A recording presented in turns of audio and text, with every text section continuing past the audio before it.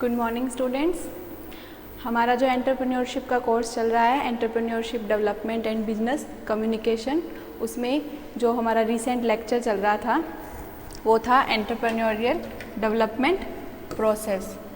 ये entrepreneurial development process क्या होती है, इसके बारे में हमने लास्ट लेक्चर में डिस्कस किया था, जिसको हम थोड़ा सा आज रिवाइज कर लेंगे।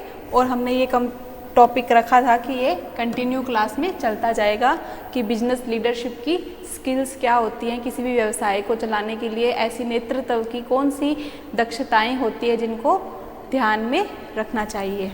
तो सबसे पहले हम देख लेते हैं कि हमने कल जो देखा था कि एंटरप्रेन्योरियल डेवलपमेंट प्रोसेस क्या होती है। तो एंटरप्रेन्योरियल डेवलपमेंट क्या होता है? एनहेंस करना एम्प्लॉयज़ की नॉलेज और स्किल को। कैसे करना है?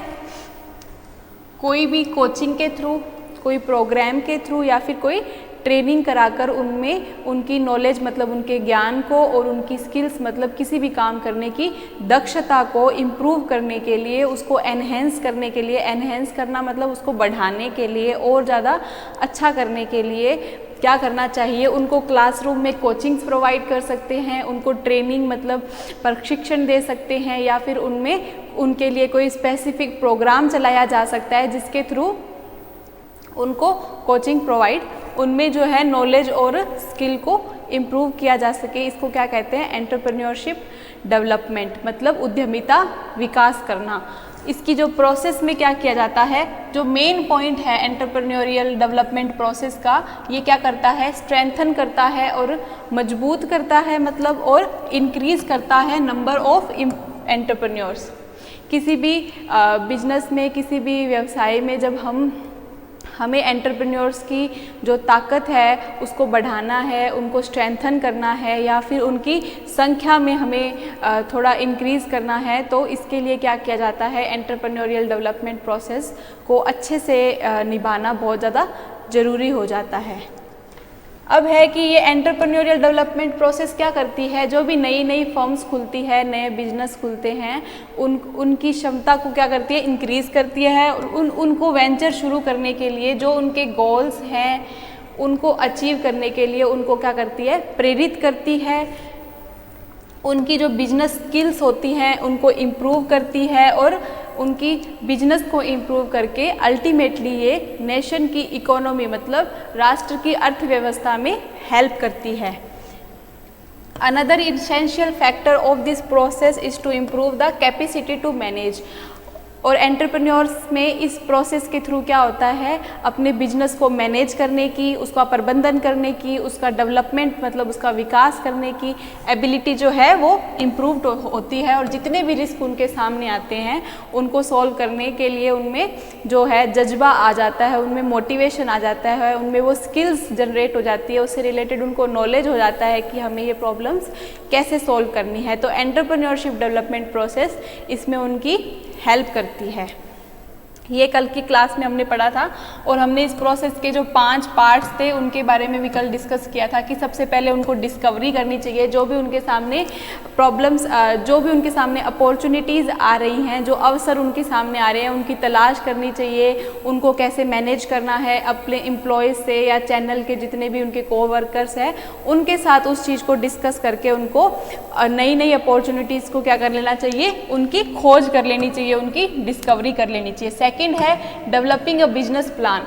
उनको उसके लिए जो भी अपॉर्चुनिटी उनके सामने आई है उसके लिए उनको एक बिजनेस प्लान एस्टेब्लिश करना चाहिए, अच्छे से एक बिजनेस प्लान बनाना चाहिए जिसमें शुरू से लेके अंत तक उनको कौन कौन से प्रोग्राम को किस तरह से सुचारू रूप से चलाना है, उस प्लान में सारी शुरू से लेके एंड तक की क्रियाएं सम्मिलित हो। और उनको इससे क्या होगा?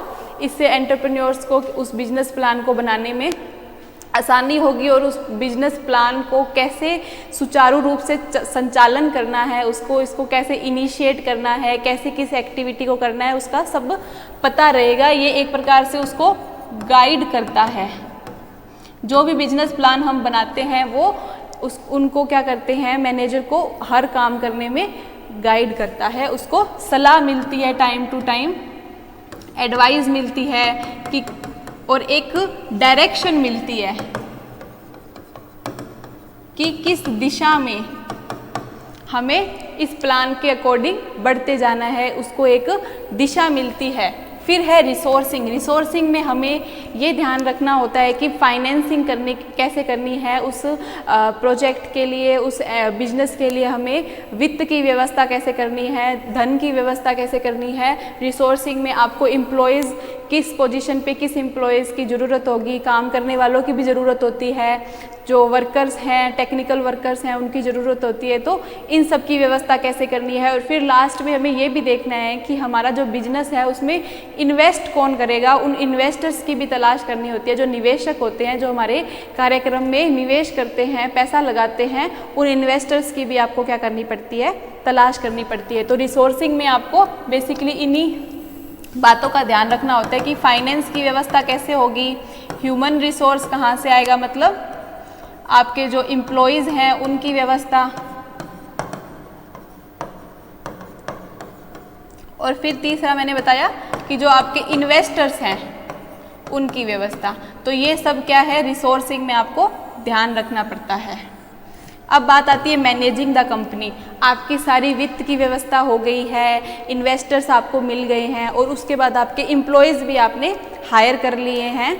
तो उसके बाद जब आपने बिजनेस प्लान भी पूरी तरह से बना लिया है, तो अब जब सारी चीज़ों की व्यवस्था हो गई है तो आपको उस कंपनी को मैनेज कैसे करना है, उसका प्रबंधन कैसे करना है, जितनी भी एक्टिविटीज़ हैं उनको रन कैसे करना है, मतलब उनका संचालन कैसे करना है, इस वाले पॉइंट में वो काम किया जाता है कि पूरी कंपनी को मैनेज कैसे करना है। जो भी आपने एक्टिविटीज़ सोची हैं, जो आपने प्लान किया है, उसको प्लान को एक्चुअल कंडीशन में उसको वर्क कैसे करना है, उस प्लान को कैसे, उस प्लान के अकॉर्डिंग कैसे काम करना है, कौन कौन सी एक्टिविटीज़ को इतने अंतराल में पूरा करना है। ये सारे काम जो किए जाते हैं, एक्चुअली वर्किंग प्रोसेस जो है वो मैनेजिंग द कंपनी वाले पॉइंट में की जाती है। जब आपने सारे अचीवमेंट्स, आपने एक साल का कोई गोल रखा होगा तो उसको आपने 4th पॉइंट में कंप्लीट कर लिया है, आपने सारे अपने अचीवमेंट्स, जो आपने एक्टिविटीज़ सोची थी वो कर ली है। उसके बाद का पॉइंट आता है हार्वेस्टिंग। हार्वेस्टिंग वैसे तो आपके एग्रीकल्चर में तो हार्वेस्टिंग का मतलब होता है कटाई। कटाई मतलब जब आपने पूरी फसल को चुनाव से लेके, उसकी टेक्नोलॉजी के चुनाव से लेके आपने एक प्लान बनाया, आपने रिसोर्सेज इकट्ठे किए उस क्रॉप के लिए, और उसके बाद आपने मैनेजिंग द कंपनी मतलब उस क्रॉप को पूरा अच्छे से उसको कल्टीवेट किया और लास्ट में आपने क्या किया, हार्वेस्टिंग की। वैसे ही बिजनेस में कोई प्लान अगर आप सोचते हो, कोई टेक्नोलॉजी आप नहीं लाते हो, तो उसकी हार्वेस्टिंग क्या होगी, जो आपने गोल निर्धारित किए हैं वो गोल को आप चेक करोगे कि आपने उन गोल्स को पूरा किया है या नहीं, आपने जो प्लान किया था उतना ग्रोथ हुई है या नहीं, इसमें वो देखा जाता है कि प्लान कितना किया था और एक्चुअल ग्रोथ हुई कितनी है, उसका क्या किया जाता है, कंपैरिजन किया जाता है कि आपने कितना प्लान किया था, कितनी आपने योजना बनाई थी कि इतना विकास करना है, बट एक्चुअल मतलब वास्तविक विकास कितना हुआ है, इसके बारे में आपको सोचना पड़ता है। तो कल के लेक्चर में हमने यही पढ़ा था कि एंटरप्रेन्योरियल डेवलपमेंट प्रोसेस होती क्या है और इसके कौन कौन से ये 5 स्टेप्स के अंदर इसको कंप्लीट किया जाता है। आज का जो हमारा टॉपिक है वो है बिजनेस लीडरशिप स्किल। किसी भी व्यवसाय को का नेतृत्व करने के लिए, उसमें लीडरशिप रखने के लिए कौन कौन सी स्किल्स की आवश्यकता पड़ती है, कौन कौन सी दक्षताएं एक लीडर में होनी चाहिए, उसके बारे में आज का जो हमारा है डिस्कशन। सबसे पहले व्यवसाय क्या होता है, बिजनेस जो टर्म है वो क्या रेफर करती है, organized efforts and activities of individual to produce and sell goods services for profit.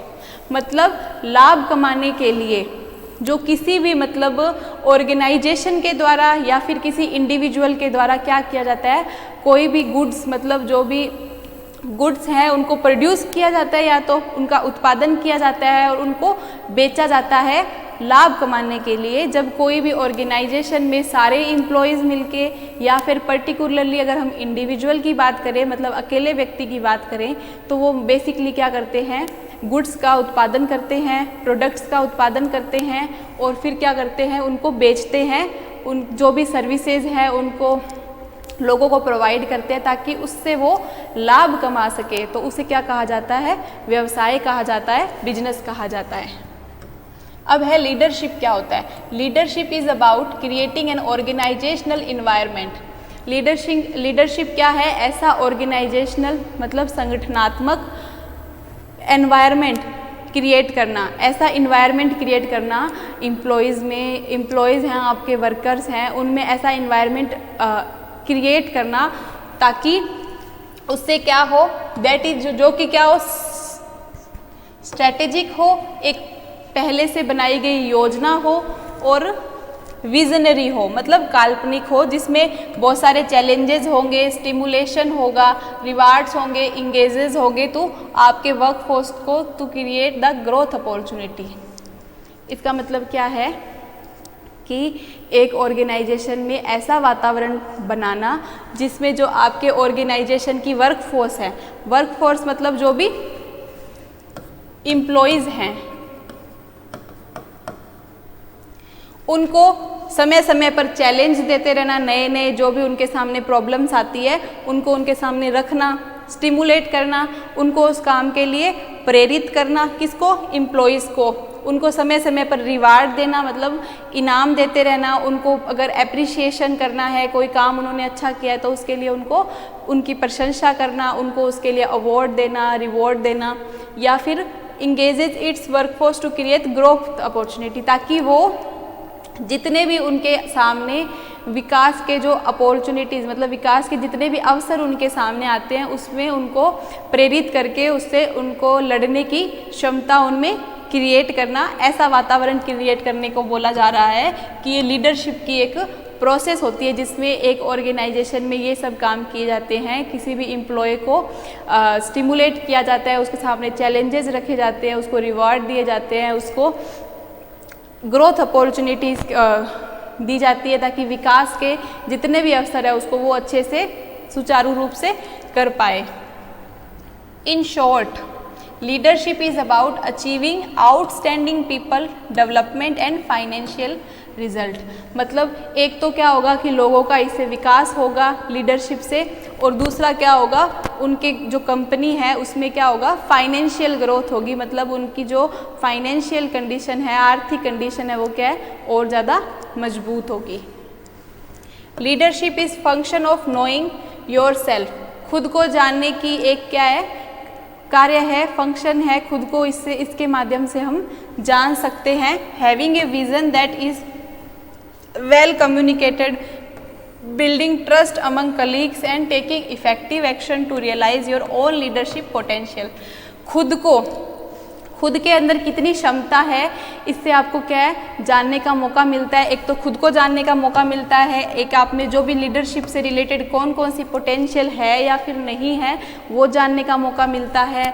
एक आपको इफ़ेक्टिव एक्शंस लेकर ये पता चलता है कि आप उन जो आपने मतलब आपने जो सेट किए हैं एक्शंस, जो आपने कार्य सोचे हैं उसको आप इफ़ेक्टिवली कर पाते हो या नहीं, उसके बारे में आपको सोचने का मौका मिलता है। और ट्रस्ट अमंग कलीग्स, लीडरशिप के थ्रू, लीडरशिप क्वालिटीज़ के थ्रू आप अपने जो भी सहकर्मी हैं, कलीग्स हैं, उनके साथ एक अच्छा व्यवहार बना के रख सकते हो, उनके अंदर आपके प्रति विश्वास पैदा कर सकते हो कि आप में उतनी कैपेबिलिटी है कि आप उस बिजनेस के सभी एक्टिविटीज़ को सुचारू रूप से चला पाओगे।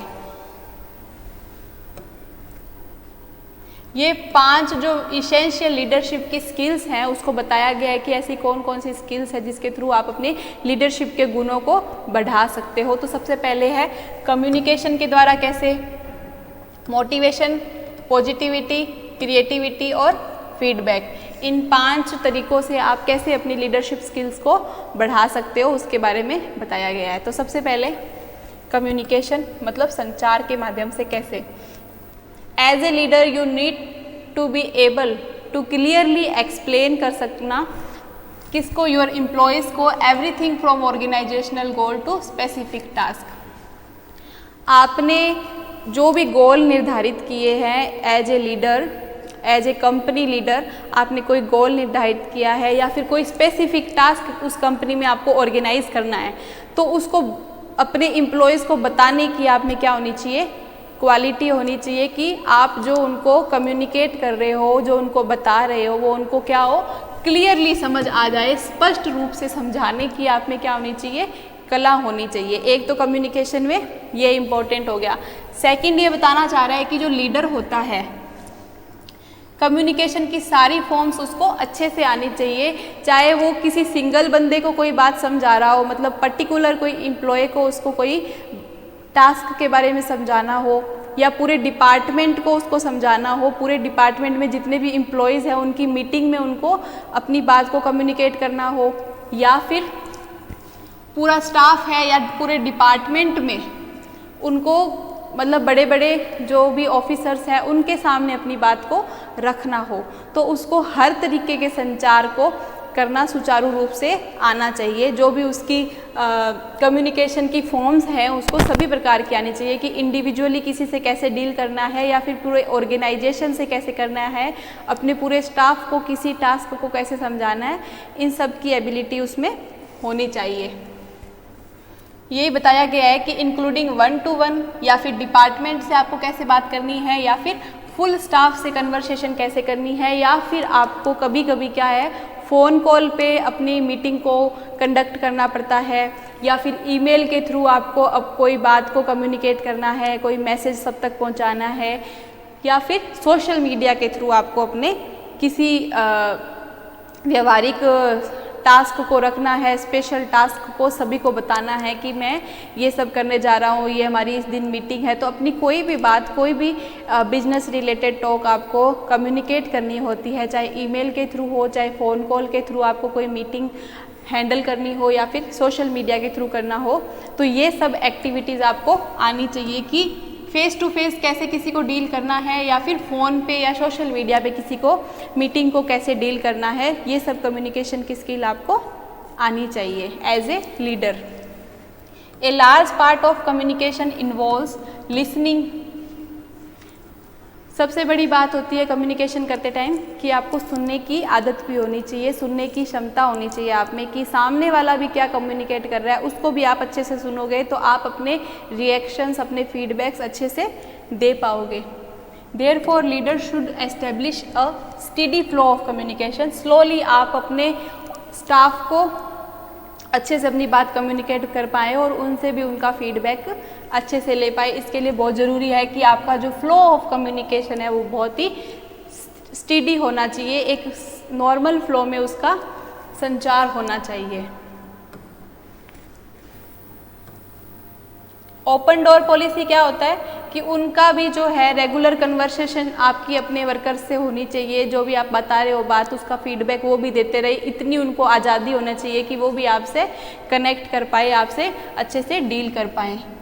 Leaders should make themselves regularly available to discuss issue and concerns with employees. Leaders ऐसे होने चाहिए कि वो जो है रोज़ अपने वर्कर से बात करके जितने भी इश्यूज़ उनके सामने आ रहे हैं उनको रोज़ कंसल्ट करने के लिए कम से कम लास्ट का आधा घंटा रोज़ उनको डिस्कस करना चाहिए कि आज का जो हमारा प्रोग्रेस है वो कैसा रहा है, उसके बारे में हर दिन उनसे आप रेगुलर बात करोगे, या हफ्ते में एक मीटिंग होती है तो उसके थ्रू आप क्या रेगुलर उस प्लान को, उस जो भी आपने प्रोजेक्ट लिया है उसको डिस्कस करोगे तो आपको बहुत ज़्यादा बेनिफिट होगा। अब ये कुछ स्किल्स हैं कम्युनिकेशन से रिलेटेड, जैसे एक्टिव लिसनिंग। हमने पहले भी बात की कि सामने वाले की बात को भी आपको सक्रिय रह के सुनना है, ऐसे नहीं कि उसकी बात तो आपने सुनी ही नहीं और बस अपनी अपनी बात को बताते जा रहे हो, फिर आपको उनका फीडबैक कभी भी नहीं मिलेगा। इसलिए लिसनिंग की हैबिट आप में बहुत ज़रूरी होनी चाहिए अगर आपको कम्युनिकेशन स्किल्स को डेवलप करना है। फिर बिजनेस स्टोरी टेलिंग, व्यापार की जितनी भी कहानियाँ हैं, जितने भी प्रोग्रेसेस हैं, या कोई अगर आपके उसमें कोई रिस्क आ रहा है तो उसको अच्छे से डिस्कशन करने की एबिलिटी होनी चाहिए, क्लैरिटी होनी चाहिए। जो बात समझाना चाह रहे हो, जो बात अपने एम्प्लॉयज़ को आप बताना चाह रहे हो, उसमें आपको क्या है बहुत ही स्पष्ट रूप से बताएं। कोरोस्पोंडेंस, जितने भी आपको ईमेल्स वगैरह, फ़ोन कॉल्स वगैरह, कोरोस्पोंडेंस की जितने भी क्रियाएँ होती है उनको, एक्टिविटीज़ को अच्छे से करना आना चाहिए। फिर है एडिटिंग। कोई किसी को लेटर भेज रहे हो तो उसमें एडिटिंग करके बहुत सारे तरीके से उसको जांच परख के आपको क्या है उसको एनालाइज अच्छे से करना है और फिर सामने वाले को उस मैटर को भेजना है ताकि उसको क्लियरली वो चीज़ें समझ आ सके। फिर एक्सप्लेनिंग, आपकी एक्सप्लेनिंग व्याख्या जो है वो अच्छी होनी चाहिए। सामने वाले के अंडरस्टैंडेबल फॉर्म में होने चाहिए, सामने वाले को अच्छी तरह से समझ आ सके। इस तरह से आपने उस मैटर को एक्सप्लेन किया हो, एक्सप्रेस किया हो, मतलब जितनी भी आपकी मन की बात है उसको अच्छे से समझ आ जाए। फैसिलिटेटिंग ग्रुप कन्वर्सेशन, जब भी आप ग्रुप में कोई मीटिंग में अपनी बात को कम्युनिकेट कर रहे हो तो उसको भी अच्छे से फैसिलिटेट करना है, अच्छे से उसकी व्यवस्था करनी है। प्रेजेंटेशन देकर आप उस बात को इजीली समझा सकते हो। कम्युनिकेशन स्किल्स के थ्रू आप क्या कर सकते हो, अच्छी प्रेजेंटेशंस दे सकते हो। पब्लिक स्पीकिंग के थ्रू आपको अगर बात पहुंचानी है तो कम्युनिकेशन स्किल, कैसे कम्युनिकेट करना है, उसके गुणों को आपको पता होना चाहिए। रीडिंग बॉडी लैंग्वेज, ये वही है कि एक्टिव लिसनिंग, अगर आप अच्छे से सुन रहे हो तो उसके आप हाव भाव भी समझ पाते हो, तो उसको भी आपको ध्यान में रखना है कि लोगों के हाव भाव को समझ के भी आपको समझ आ जाए कि आप कुछ गलत बता रहे हो या आपका बताने का तरीका सही नहीं है या उसको समझ नहीं आ रहा है, तो आप अपनी बात के बताने के तरीके को मॉडिफाई करके उसको ईजिली समझा सकते हो। तो आपको बहुत एक्टिव रहना है जब भी आपको अपनी बात किसी को कन्वे करनी है, अपनी बात किसी को बतानी है, और अपना जो भी ऑर्गेनाइजेशनल गोल्स को आपको एम्प्लॉयज़ को बताने हैं तो आपको सबके हाव भाव भी देखने आने चाहिए, सबके रिएक्शंस क्या है वो देखने चाहिए कि वो आपके गोल को एक्टिवली सुन भी रहे हैं या नहीं। तो इसलिए आपको अपने बताने के तरीके को अकॉर्डिंगली चेंज और मॉडिफाई करते रहना चाहिए। Reducing ambiguity and return communication, मतलब अस्पष्ट लेखन को आपको हटाना चाहिए कि जो बात आप अच्छे से नहीं समझा पा रहे हो लिखित रूप में, उस चीज़ को आपको थोड़ा कम करके अच्छा करके समझाना चाहिए। अब सेकंड पार्ट है, पहला हमने पढ़ लिया कि कम्युनिकेशन स्किल्स एक लीडर में कौन सी होनी चाहिए, अब है कि मोटिवेशनल स्किल्स उसमें कौन सी होनी चाहिए जिससे वो बिजनेस लीडरशिप के सारे गुण उसमें सम्मिलित हो जाएं। तो सेकंड है मोटिवेशन, मतलब अभिप्रेरणा किस कहते हैं इसको, प्रेरणा का स्रोत। Leaders need to inspire their workers to go extra mile for their organization. Just paying a fair salary to employees is typically enough. मतलब ये कहना चाह रहा है कि जो लीडर्स हैं उनमें अपने जो भी उसके अंडर एम्प्लॉयज़ हैं उनको समय समय पर क्या करते रहना चाहिए, प्रेरित करता रहना चाहिए, इंस्पायर करता रहना चाहिए, ताकि वो अपने काम को अच्छे प्रकार से कर पाए और उनको बताए कि हमारे ऑर्गेनाइजेशन के जो गोल हैं वो हमने यहाँ सेट किए हैं, ये हमारे ऑर्गेनाइजेशन के गोल है और हम यहाँ हैं, हमें यहाँ तक जाना है। तो उनको समय समय पर क्या करना चाहिए, हर पॉइंट पे उनको क्या करना चाहिए, इंस्पायर करते रहना चाहिए। फिर सेकंड है कि उनको सिर्फ सैलरी देना ही इंस्पिरेशन नहीं होती है कि आपने उनको टाइम टू टाइम सैलरी दे दी तो वो इंस्पायर हो जाएंगे। ज़रूरी बहुत होती है कि आप अगर 1 तारीख को सैलरी दे रहे हो तो हर महीने 1 तारीख को ही सैलरी दोगे तो वो इंस्पायर रहेंगे कि हाँ हमें टाइम टू टाइम सैलरी मिल रही है। पर इसके अलावा भी उनको मोटिवेट करने के और तरीके हो सकते हैं। अगर किसी ने परफॉर्मेंस अच्छी की है तो उसको रिवार्ड्स दे सकते हो, किसी ने कोई काम अच्छा किया है तो आप उसको अप्रिशिएट कर सकते हो।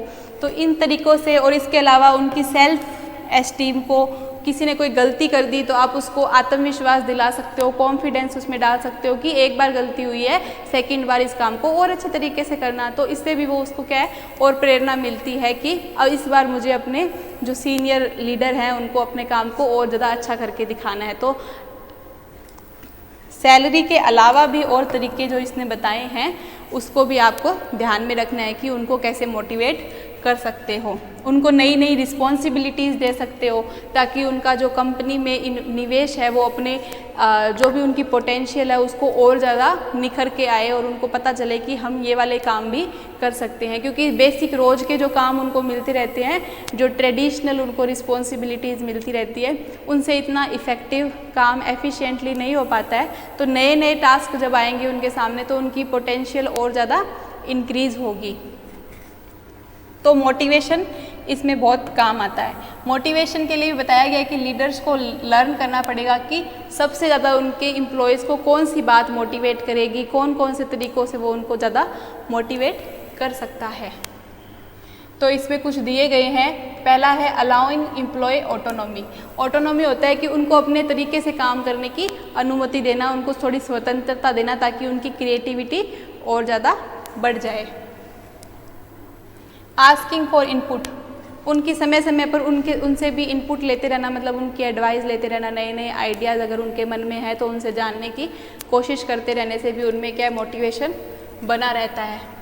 Assessing their interest of staff, उनकी किस काम में रुचि है, उनके इंटरेस्ट को समय समय पर देखते रहना ताकि उसको आप वही काम असाइन करते रहें। मेंटरिंग मतलब समय समय पर उन्हें सलाह देते रहना। ओपन टू एम्प्लॉय कंसर्न, उनके जो भी अलग अलग उनके सामने इश्यूज़ आ रहे हैं, उनकी कंसर्न जो है, उनकी जो भी चिंताएं हैं, उनको समय समय पर असेस करते रहना, उनको देखते रहना। परसुएसिव, एक प्रेरक के रूप में काम करना, उनको मनाते रहना कि हाँ आप एक इस काम को अच्छे से कर पाओगे, उनमें वो आत्मविश्वास जागृत करना। Providing productive and challenging work, नए नए चुनौतीपूर्ण काम जो है, जितने भी नए काम आते हैं, नए टास्क उनके सामने आते हैं, उनको प्रोवाइड करते रहना ताकि उनमें उस काम को करने के प्रति उत्सुकता आए। प्रोवाइडिंग रिवार्ड, समय समय पर उनको पुरस्कार देते रहना। रिकॉग्नाइज अदर, उनको उस काम की जो है पहचान देना, जो काम उन्होंने अच्छे से किया उसको अप्रिशिएट करना, उसकी प्रशंसा करना। सेटिंग इफेक्टिव गोल्स, नए नए उनके सामने उद्देश्य रखना कि इस बार हमारी कंपनी का नया उद्देश्य हमने सेट किया है, उसके अकॉर्डिंग हमें थोड़ा अच्छे से काम करना होगा। तो समय समय पर उनको रेगुलर असेस करते रहना, उनको मोटिवेट करते रहना। उनके काम को एनालाइज करते रहने से क्या होगा, टीम बिल्डिंग का महत्व उनको समझाना कि सब मिलजुल कर काम करेंगे, एक दूसरे से सीख के काम करेंगे तो इससे कंपनी को बहुत फ़ायदा होगा। अंडरस्टैंडिंग एम्प्लॉयज़ डिफरेंसेस, अगर किसी 4-5 कर रहे एक साथ आपने ग्रुप में कोई काम दिया और उनके बीच में डिफरेंसेस हैं, मतलब उनके बीच में कोई मतभेद हो रहा है, कोई बात पे उनका जो पॉइंट ऑफ व्यू है वो सेम नहीं है, तो उन चीज़ों को आपको समझ कर उनको जो ग्रुप में थोड़ा सा तालमेल बनवाने की उनको सीख देना, या फिर उनके ग्रुप को थोड़ा चेंज करके उनके वर्किंग इन्वायरमेंट को थोड़ा सही बनाना और उनको फैसिलिटेट करना। अब है थर्ड, पॉजिटिविटी से कैसे हो सकता है। Positive attitude can go a long way in a office, मतलब आप अगर एक इन्वायरमेंट है जो आपका बिजनेस इन्वायरमेंट है, ऑफिस का इन्वायरमेंट है, उसमें अगर आप सकारात्मकता मतलब पॉजिटिव एटीट्यूड बना के चलोगे तो वो बहुत ही फायदेमंद रहेगा आपके लिए। You should be able to laugh at yourself when something doesn't go quite well, मतलब कभी कभी आप बिजनेस मीटिंग में कोई बात को बता रहे हो और आपसे कोई गलत बात बताई गई है, तो आपको खुद पर हंसने की भी क्वालिटी होनी चाहिए, आपकी खुद की गलती को मानने की भी आप में क्वालिटी होनी चाहिए। ऐसे नेगेटिव एटीट्यूड नहीं होना चाहिए कि मैं बॉस हूँ तो मुझसे कोई गलती नहीं हो सकती या गलत बात मैंने बोली नहीं। अगर आपने गलत बात बोल दी है या कोई ऐसी बात बोल दी है जो कि हंसने का पात्र बन सकती है, तो हंसने में कोई बुराई नहीं है, वहाँ का वातावरण का माहौल थोड़ा अच्छा बन जाएगा उससे, और वो बात को वापस आप सही रूप से भी बता पाओगे। तो अगर गलतियाँ हो जाती है आपसे तो गलती को आपको मान लेना चाहिए और उस पर एक हैप्पी और हेल्दी वर्क इन्वायरमेंट बनाने की कोशिश करना चाहिए। इससे क्या होता है, जो स्ट्रेसफुल पीरियड्स होते हैं जो वर्कर के, मतलब जितना भी आपका तनावग्रस्त वातावरण जो बना रहता है पूरे दिन ऑफिस में, वो कभी कभी ऐसे हंसमुख डिस्कशन से क्या हो जाता है कि चर्चा कभी आपकी बहुत ही हंसने वाली हो जाती है, तो वो जो स्ट्रेस है वो एकदम से दूर हो जाता है और वापस फ्रेश स्टार्ट कर सकते हो, आप ताजगी से स्टार्ट कर सकते हो।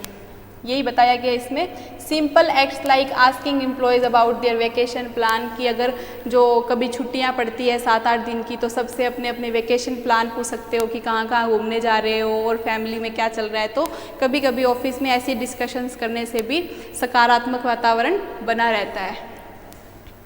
पॉजिटिव एटमॉस्फेयर बनाए रखने के लिए raise morale among staff members, उनमें मोरल मतलब उनके मनोबल को बढ़ाते रहना चाहिए कि आपने अगर इस बार अच्छा नहीं किया, इस महीने का आपका आउटपुट या आपके रिजल्ट्स अच्छे नहीं, तो अगली बार अच्छे हो जाएंगे। तो ऐसा पॉजिटिव स्मूथ इन्वायरमेंट बनाने से वर्कर्स की क्या है, एफिशिएंसी बढ़ जाती है।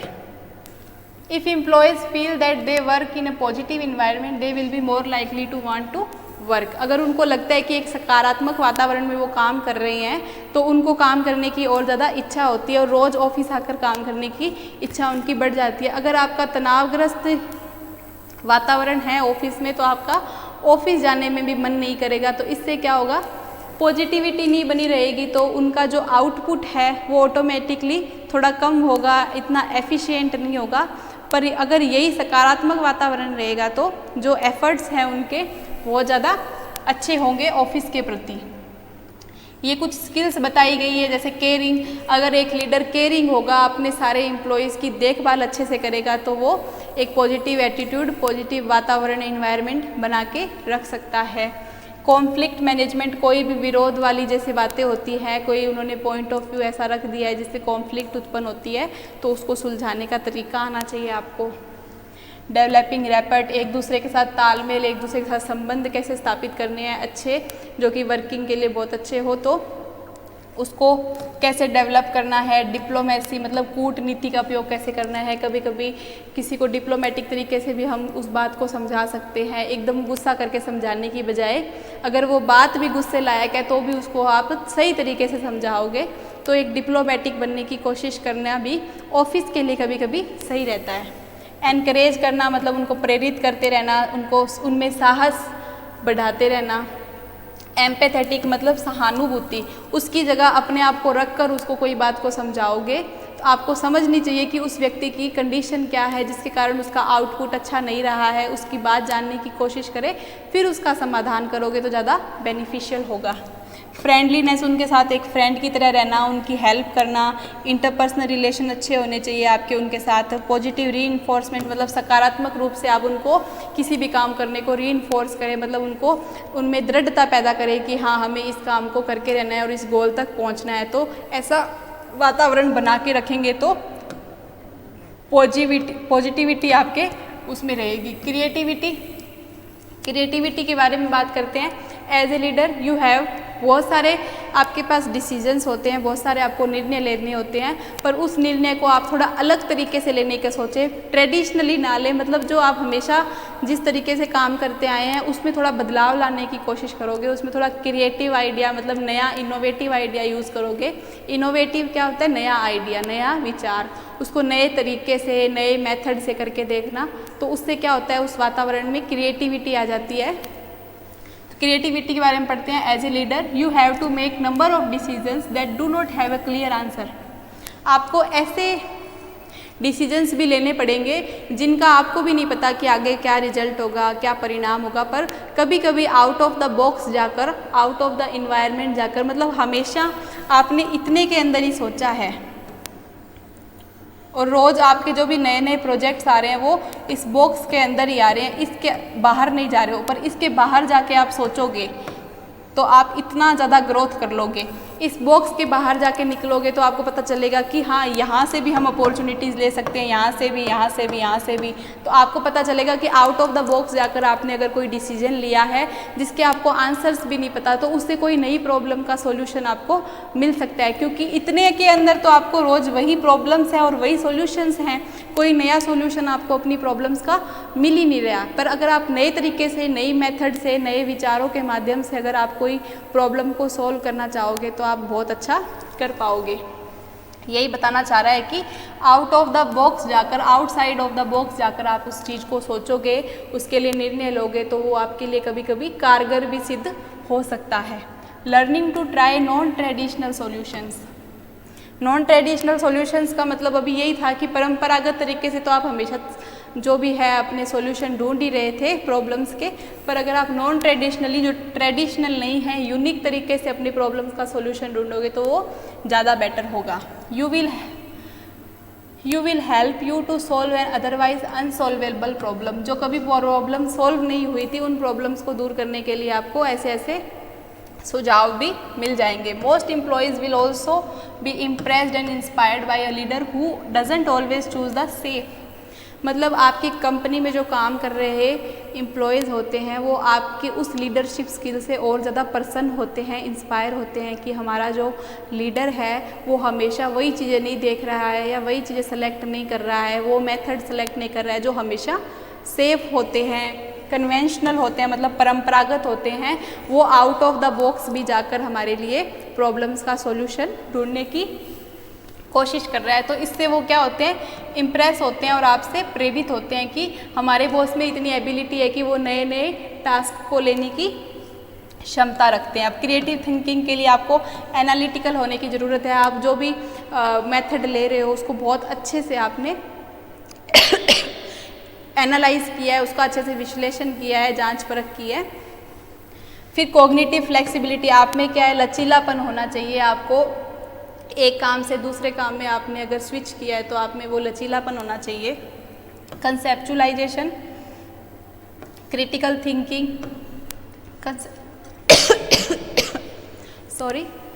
कंसेप्चुलाइजेशन मतलब आपके पूरे कंसेप्ट क्लियर होने चाहिए, उस नई टेक्नोलॉजी से रिलेटेड आपको पूरा फोकस्ड और पूरा आप में कॉन्फिडेंस होना चाहिए। आपने उसके बारे में बहुत ही गहन अध्ययन किया है, बहुत सारी रिसर्च की है, उसके बाद आपने उस प्रोजेक्ट को अच्छे से एनालाइज करके चूज़ किया है, तो वो कैपेबिलिटी भी आप में होनी चाहिए। क्यूरियोसिटी होनी चाहिए, जानने की बहुत सारी इच्छा होनी चाहिए कि बहुत सारे आपने research workers, research methods, research papers देखे होंगे उससे रिलेटेड, और उसके बाद आपने उसको चूज़ करना चाहिए।